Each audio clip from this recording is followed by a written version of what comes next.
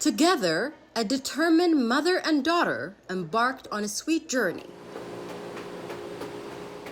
It all started after Annie Park It's already mixed, so you can just garnish it. received a call from her mother, Sarah, about a business idea. The Sarah's Handmade ice cream wasn't one of those things that I thought, hey, this is something I'm going to pursue.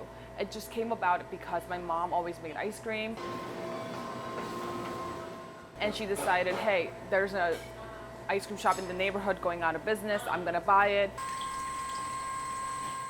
And she called me and said, hey, I need you to help me get started. After immigrating from South Korea with her daughter, Sarah worked several jobs. She always taught her daughter the value of hard work and determination from a young age. I think her attitude and her outlook, even whatever position she's ever had in her life, has been, I'm going to make sure I'm the best possible. I'm going to learn everything there is to learn here. And that's passed on to me because she always encouraged me to go out there and try something new that now have culminated into running Sarah's Handmade Ice Cream. Sarah's Handmade Ice Cream first opened its doors in March of 2019 on River Road in Bethesda. Anything for you, sir? The second location opened in October of 2020 Bailey's Irish Chip. It is really good. in the Wildwood neighborhood. So why is it called handmade ice cream? Homemade, it means you make it at home. But handmade, we make everything here. Really translates that that sense of I'm putting my own hands into making this recipe. So, for example, all of the baked goods that go into our ice cream, we bake here on a day-to-day basis.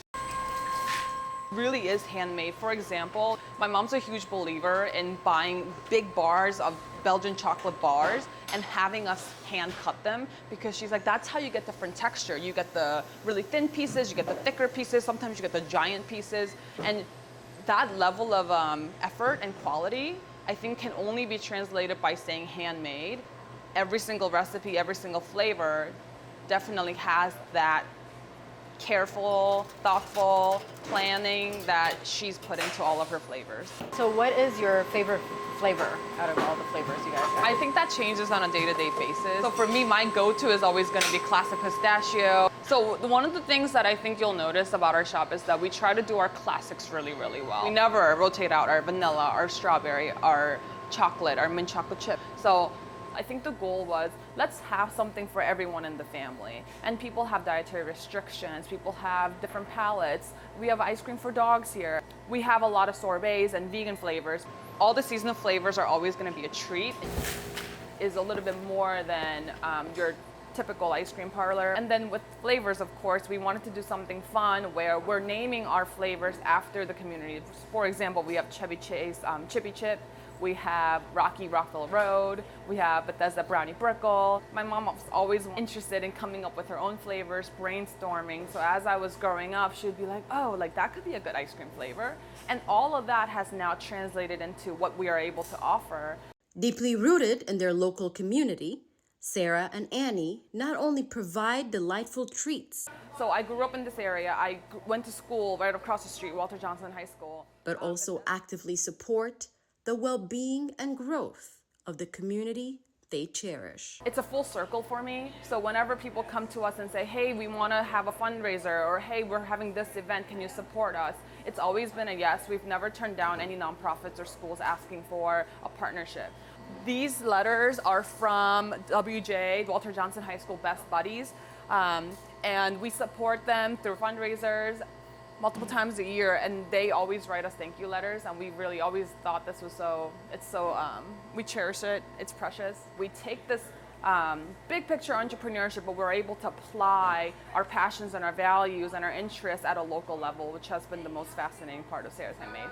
Recognizing the power of reading and literacy and sharing it with their customers fostered a deeper connection, sparking meaningful conversations and enriching the overall experience of their ice cream shop. So everything that you see at the shop here has a little pieces of what's important to us.